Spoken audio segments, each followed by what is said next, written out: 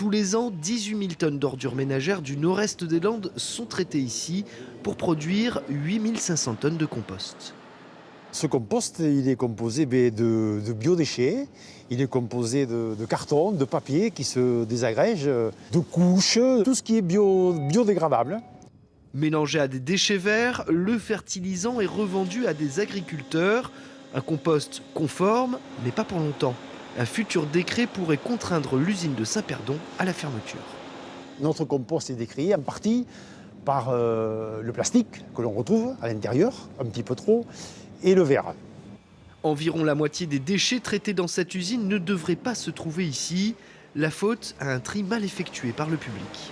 Si vraiment les consignes de tri étaient respectées à 100% par tous les usagers, on n'aurait pas tous ces déchets-là devant nous. Parce qu'ils devraient être dans la collecte sélective ou en déchetterie ou dans les filières textiles. En cas de fermeture des 2 usines du département en 2027, les déchets de plus de 150 000 Landais seraient incinérés dans le nord et le sud du territoire. Le SICTOM dénonce une solution peu vertueuse pour l'environnement.